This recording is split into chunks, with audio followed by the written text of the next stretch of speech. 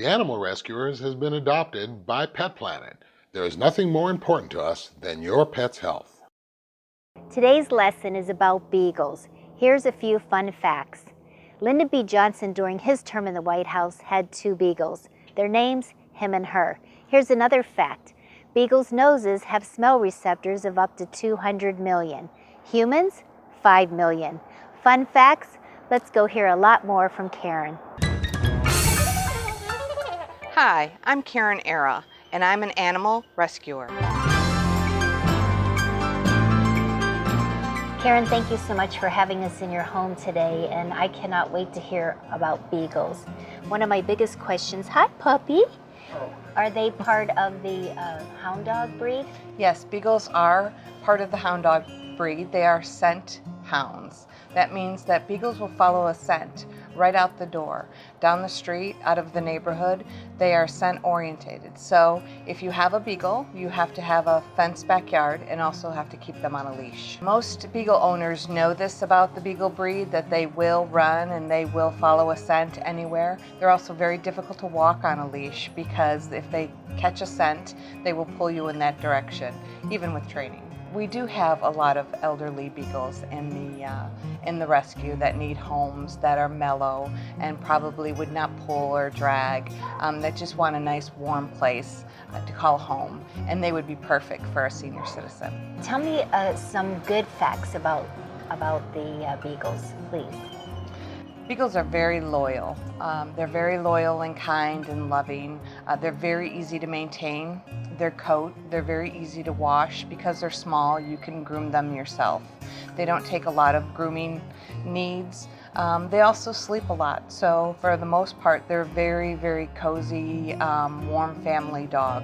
And they're great with kids. What about their eating habits? I read that they tend to overeat just a bit. They will eat anything. Okay. They will eat anything that they find on the ground or in the house, so you have to be very careful with their feedings. They will overeat, and so you need to make sure that they don't gain too much weight. So you have how many rescue beagles? We have 2 beagles, Tess and Tanner. Tanner is the father and Tess is the daughter. They were rescued up in northern Arizona. Please tell us about the rescue group. Arizona Beagle Rescue is a PAC 911 member.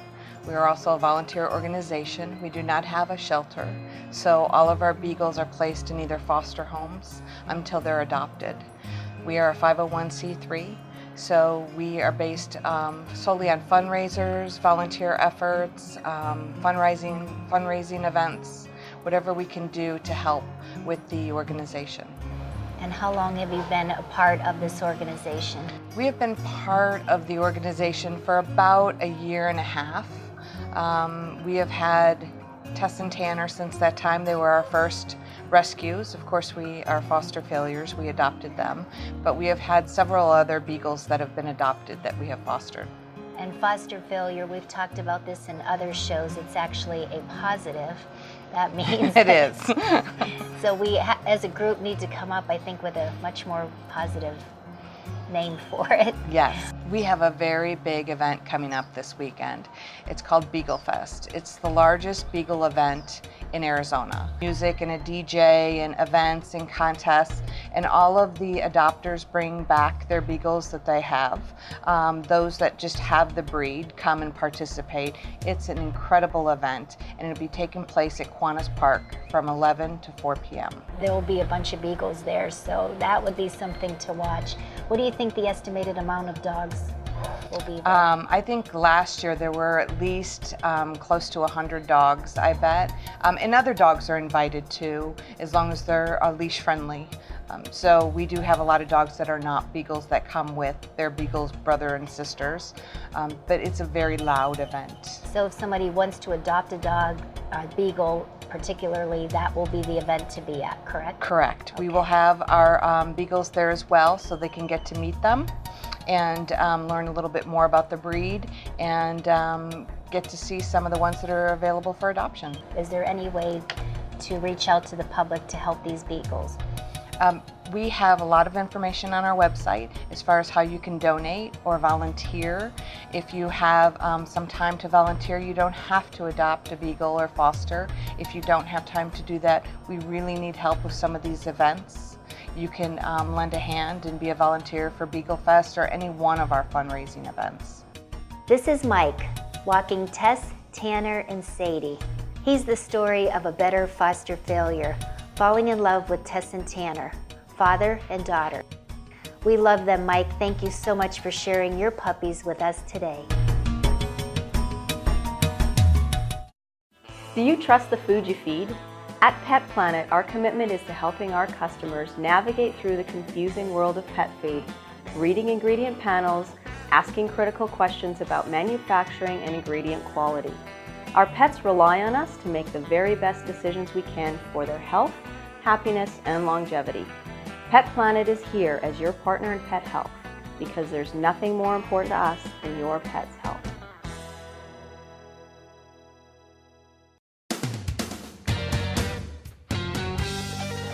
Welcome back to the Animal Rescuers, adopted by Pet Planet. It was very sad to me to hear about families that have to give up their pets to rescues because it's way too expensive to feed them. How can we help them? You know, every day, approximately 200 dogs and cats are turned into Maricopa County Animal Shelter. Chuckwaggin was founded in an effort to circumvent this. Families want to keep their pets, but when they have to choose between feeding their children and feeding themselves and paying the bills, sometimes the pet has to be the first thing to go. So Chuckwaggin was created in an effort to keep their fur children with the family and keep that family as a whole entity.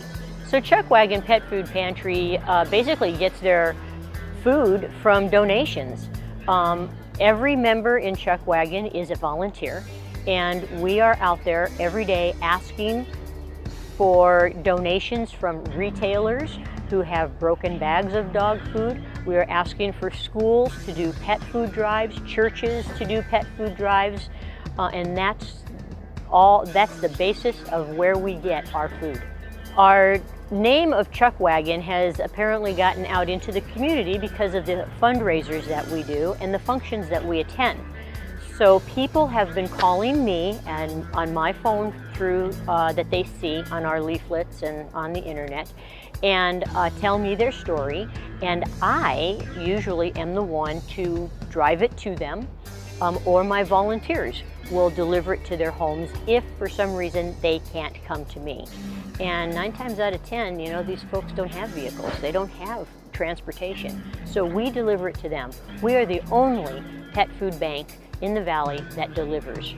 So every day while I'm out and about in my normal routines, I am constantly looking for places to either donate food to, distribute food to, or to get food from.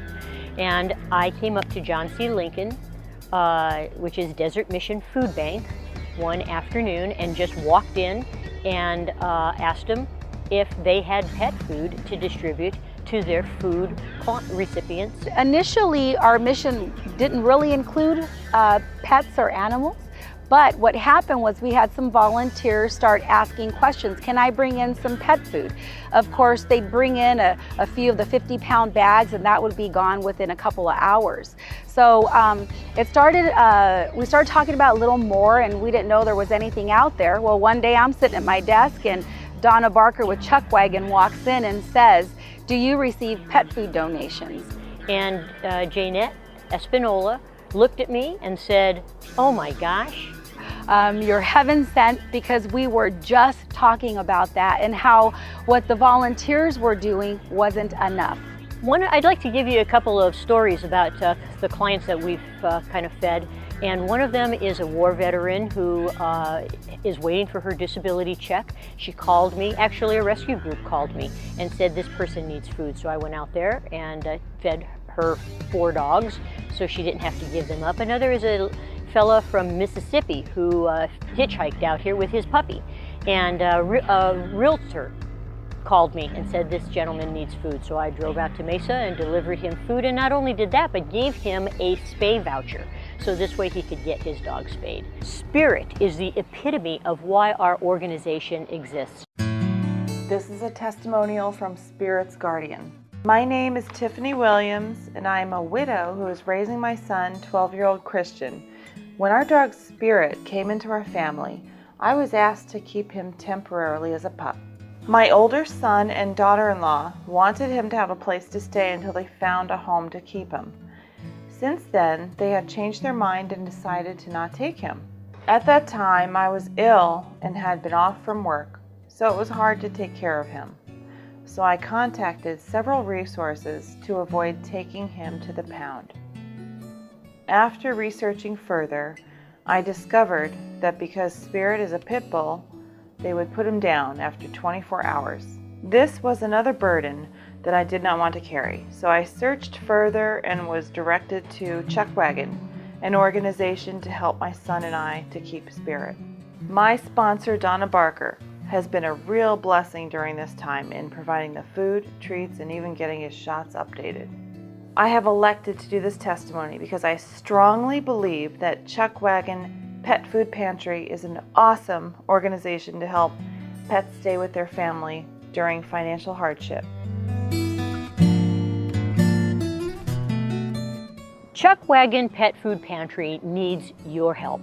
In order for us to exist and to continue our mission, we need pet food donations. I need dog food, I need cat food. Cat litter is a big one because it's costly.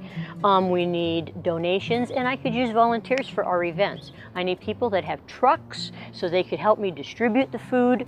And if you're a rescue group and having people call you up to turn their dog in because they can't afford it, please call me. Go onto my website, my phone number's on there, you have my phone number.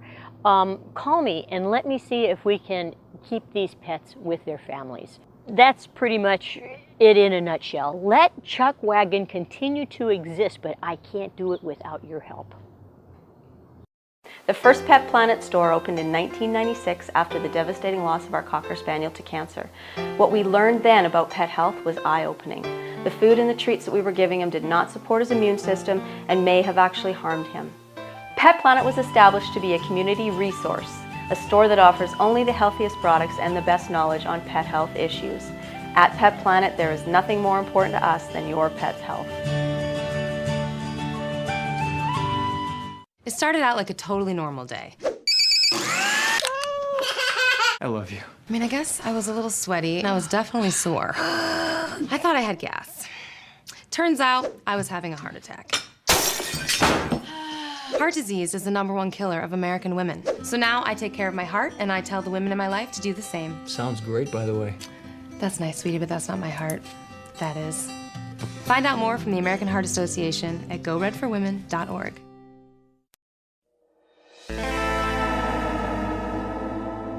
Welcome back to the Animal Rescuers, adopted by Pet Planet. She's a 2-year-old female. Other labs she loves. She loves other dogs. She loves treats. She had a rough start and still has fear. So this is something that you are working through with her, I'm sure.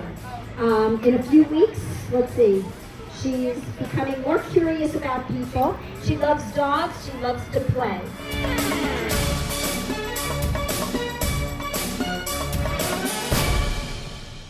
Hi, I'm Wendi Faircloth with Villa La Paz with this week's training tip for the animal rescuers.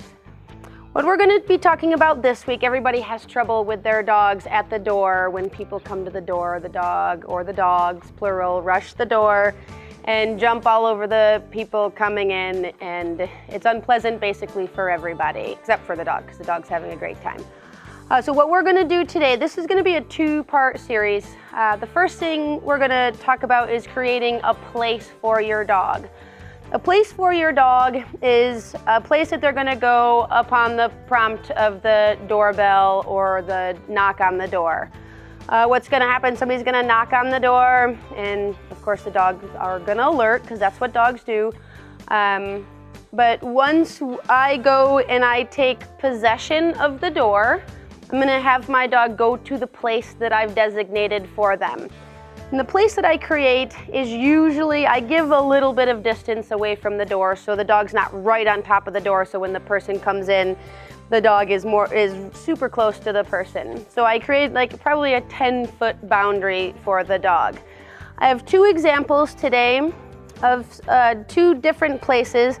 This is just a rug. I actually use a rug at my house.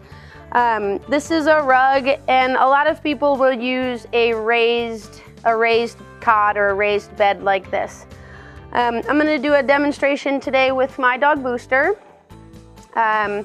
He knows a place really well, but I'm going to show you the first steps in creating a place. So the first thing that we want to do when we're creating a place is make the place, good boy, make the place significant to the dog. And I actually put food down on the actual place. So if I was using the carpet, I would be putting food on the carpet, okay?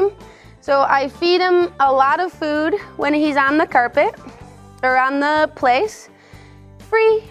And then I give him a command to come off. And I should see him, as he is right now, go back, good boy, go back to his place.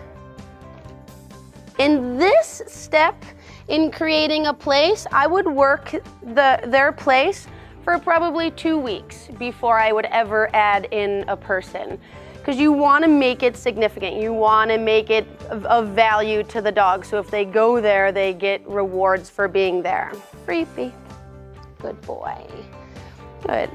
So stay tuned for part 2 next week on the Animal Rescuers. Do you trust the food you feed?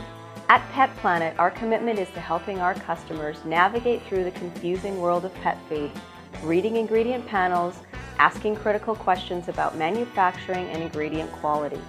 Our pets rely on us to make the very best decisions we can for their health, happiness, and longevity. Pet Planet is here as your partner in pet health because there's nothing more important to us than your pet's health.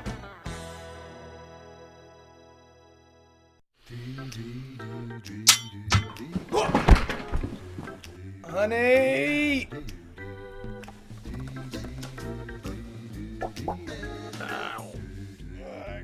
I'm okay.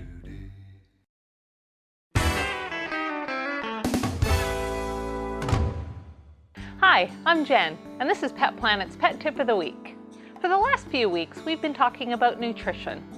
Today, we're going to hone in specifically on the importance of the glycemic index. The glycemic index is a scale that ranks carbohydrates in foods by how much they raise the blood glucose level compared to true, real sugar. The lower the glycemic index rating of a food, the better the quality of the carbohydrate. Low glycemic index foods have a slower glycemic response, causing a less dramatic spike in a pet's blood sugar. This creates minimal blood sugar surges that research is showing really help combat obesity and other associated illnesses. Autoimmune diseases such as cancer, diabetes, epilepsy, they all seem to respond very positively towards a low glycemic food. Low glycemic foods provide a more consistent level of sugar, improving the brain function and making training easier. They also help to control a pet's appetite. The pet will actually feel fuller for a longer period of time. Not only does that help maintain and manage weight, but again, it allows for a nice, calm, even behavior. The low GI foods are typically lower in calories and fat and higher in fiber, nutrients, and antioxidants. So now that you understand the importance of glycemic index and the impact that it has on your animal's health, please make sure you're looking for a pet food that is lower in glycemic index ingredients. Things to look for: ingredients such as potatoes, corn. Those are very high on glycemic index ranking. Typically, you'll want to avoid those. Look for carbohydrate sources such as barley, rye, oatmeal, and lentils. Those rank very low on the glycemic index and are excellent carbohydrate sources for your pets. Stay tuned next week for another Pet Planet Pet Tip. Coming right up, more of the Animal Rescuers.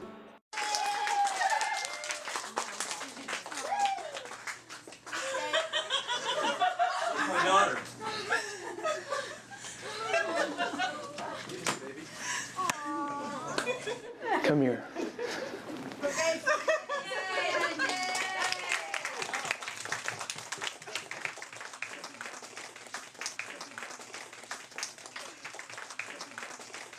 I love you, Dad.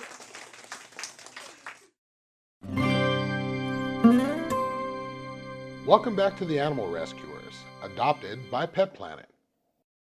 This week, PAC 911 partners with the Earnhardt family of car dealers in Chandler for a top-notch adoption event. KNIX Radio hosted the event, and over 80 animals were adopted. But we still have more work to do. We asked Barry Mears from PAC 911 why there seems to be an adoption event every weekend. Because we have to. We do this because the need is so great, and there are so many animals needing new homes because of the down society, the economy, because of people experiencing hardships, and making the animals the ultimate victims. The animals are the ones given up when things go wrong.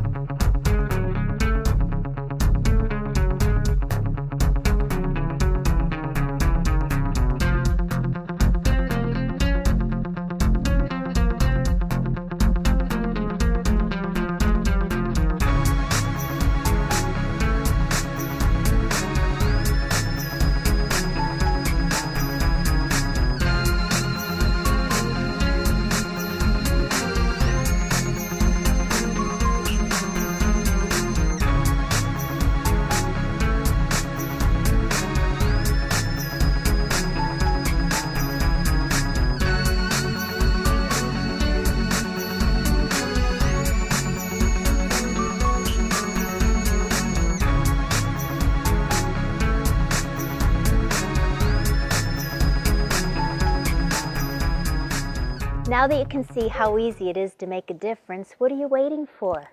You can be the next one. This is Kimberly reminding you to adopt, donate, volunteer, spay, and neuter. And you can be an animal rescuer too. See you next time. So will they. The glycemic index. Lyndon B. Johnson had 2 beagles in his term. Stop. So now that you understand the importance of glycemic index and the impact that that has on your health, okay, rewind. Beagle's nose.